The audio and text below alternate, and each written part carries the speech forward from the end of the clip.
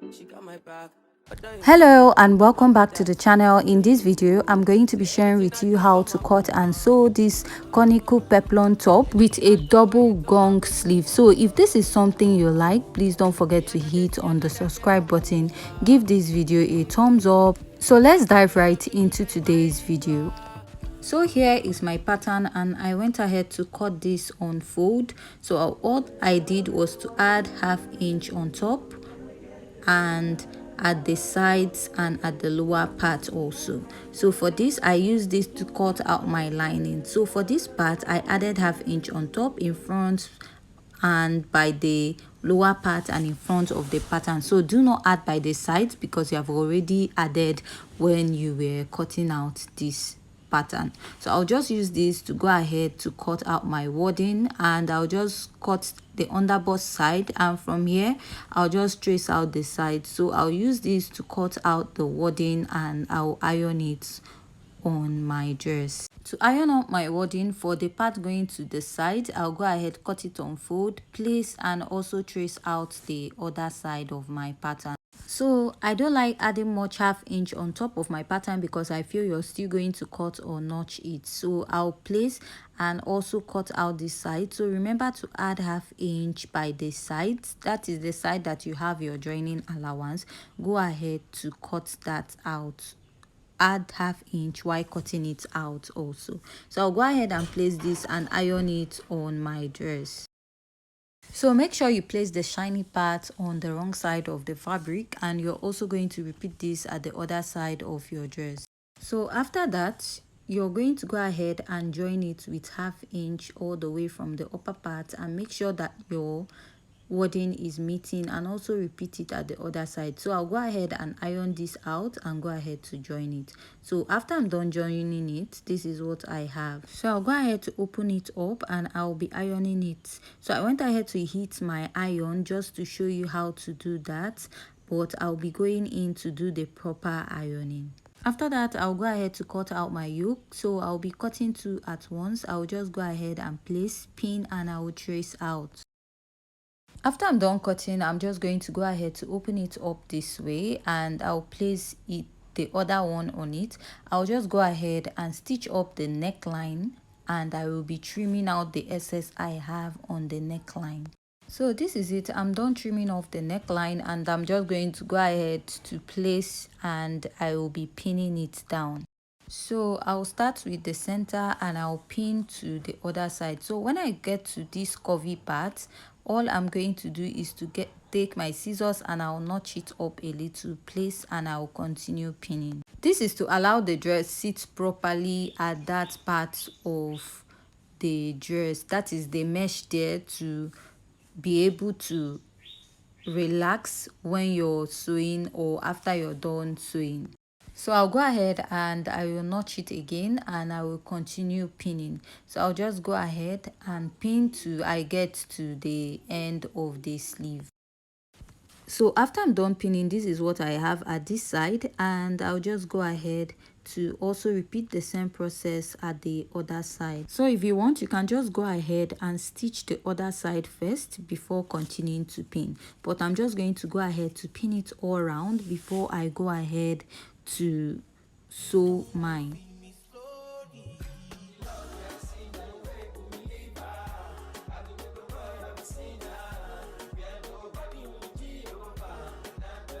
So when I get to that point again, I'm just going to go ahead to notch it and I will start pinning it again to the end, just like I did for the other side of the pattern.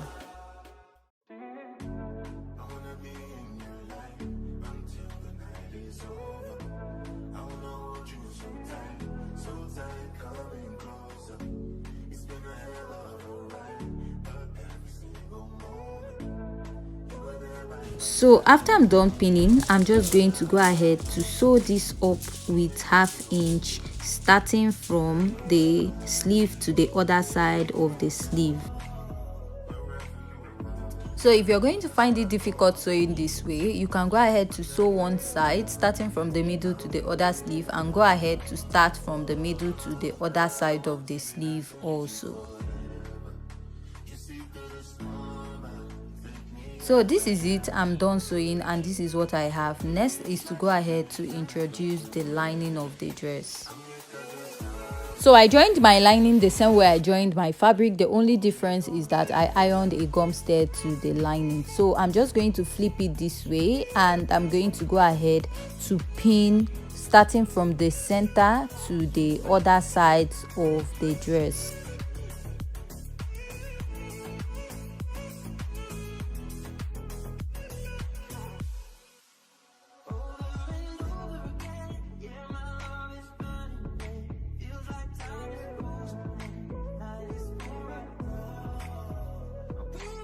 So while pinning at that side that I notched, you're going to be very careful while pinning there so that you don't mistakenly pin the notched part.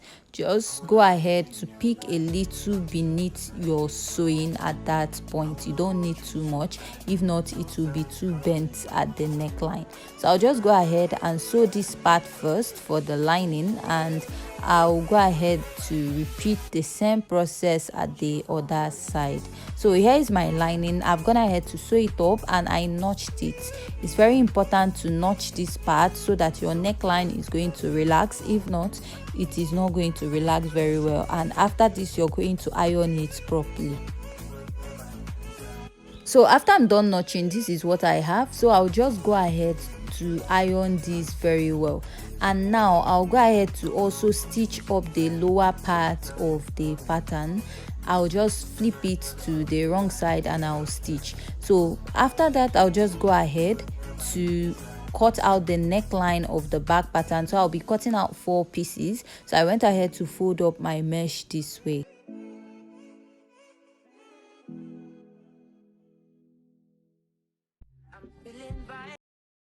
So after cutting out, this is what I have. So I'm just going to go ahead to stitch the upper part with 1/2 inch. I'll start from the lower part, stitch all the way to the neckline, and I'll be adding a loop on one side because it has a zip. So I'll just go ahead and trace out the excess I have on the neckline, turn it to the right side, and I'll also iron it to make sure it is flat. So after that, I'm just going to go ahead to attach it to one side of my bag. So this is my pattern. I went ahead to add 1/2 inch all the way around, and I added 1/2 inch on the upper part and the lower part of the side pattern. So I'll go ahead and I will stitch it with 1/2 inch. After joining it, I'll measure my zipper allowance of 1.5 inches. I used 1.5 for my zipper allowance. So I'll just go ahead and pin this. Take the lining piece that I have already joined, just like I joined the main fabric. So I'll go ahead and I will pin it all the way around and stitch it down. So this is it after I was done stitching, and you're also going to repeat this for the other side. So now we are going to be joining the back to the front pattern, and I'm going to place this and use the neckline of the back to turn the front neckline. So you're going to place the back neckline, the front neckline in between the back neckline, turn it this way, and you're going to go ahead to pin it. And after you're done pinning it, you're going to be stitching it up with 1/2 inch at the shoulder part of your dress, and you can go ahead to trim out the excess and weave it out. After I'm done joining the both sides, this is what I have. I went ahead to pin up the zipper allowance with 1 inch because I want to shape up my dress. So I'll go ahead and place my tape, mark my under bust, which is 12, mark my bust circumference, which is 9 inches, and the lower part will serve as my waistline. So I'll go ahead and measure what I have at the center. My bust is 33 inches divided by 2. I have 16.5. So whatever I have at this center, which is 7.5, I will do 16.5. I'll take away 7.5 from it. So what I have left, I will fold my tape into 2 and I'll be sharing it at both sides of the bust. After that, I'll head over to the under bust pattern and I will be doing the same process. My under bust is 28 and measuring what I have at the center is 6 inches. So 28 divided by 2, I have 14 inches. So I'll take out 6 inches from that 14 and I'm going to share what I have at both sides of my pattern. So now I'll repeat the same process also at the waist, because my waist and my under bust is the same measurement. So I'll go ahead and I will mark and I will go ahead and shape my dress. So at the armhole, I'll be inserting my armhole circumference, which is 16 divided by 2, I have 8. So my armhole is 8 inches. So I'll just go ahead and cut out my peplum. So I added ½ inch on top and at the lower part. So now I'll slit it into 2 and I'll be using this to cut the back pattern. So I used it to cut out my back pattern, and what I did was add 1½ inches for zipper allowance in front, and I repeated this at the back pattern also. So I'll just go ahead to trim out on top, like to take out the budginess at that part, at the peplum part of my dress. So that part is the part going towards the waistline. So after that, I went ahead to trace out the lining for it, and I'm also going to repeat this for the back pattern. So after tracing out the lining for this, I'll be tracing out the peplum stay for this. So I use the peplum stay. So if you're working with yours, go ahead to double your peplum stay. If not, you're going to sew a boning to it. So I went ahead to iron it out, and I'm going to turn the lining with my fabric, that is the lining that you iron peplum stay on. So after doing this, this is what I have for both the back and the front, and I'm going to be stitching it up. So to stitch it, remember when we were cutting this out, we only added 1 inch for sewing allowance. So in case you have any excess on your waistline, just go ahead to trace it out. So I placed and I marked out my waist measurement at the upper part. Make sure it's your exact waist measurement to fit what you have on the waist of your blouse. So I just marked about 0.75. I didn't actually use ½ inch because I noticed I had excess when I was cutting out. If not, use ½ inch to go ahead and shape up your dress.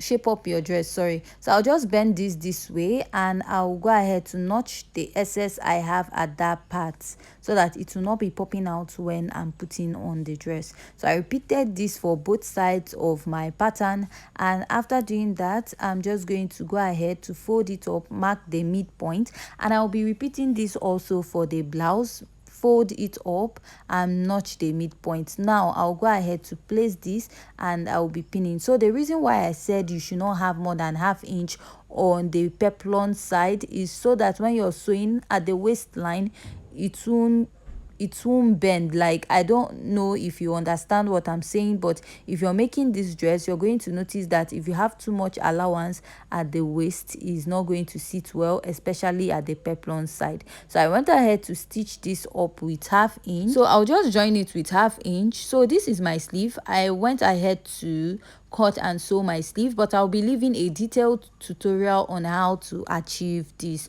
for your dress. So this tutorial was actually getting too long, so I had to shorten it a bit. So now I'll take the center part of my sleeve at the upper part pin, and I'm going to make sure that what you have on the armhole of your sleeve matches what you have at the armhole of your dress. After pinning that, I'll go ahead to take the armhole, turn it this way, and then pin the lower part of the armhole together, and I'll be pinning it all the way around. And when you're going to sew your sleeve, you're going to make sure it fits, what you have at the armhole fits at the dress. So I'll be leaving a detailed tutorial on how to cut and sew this double gong sleeve. So after this, I'll just go ahead to pin all my sleeve, and I'll be doing this at both sides of my dress.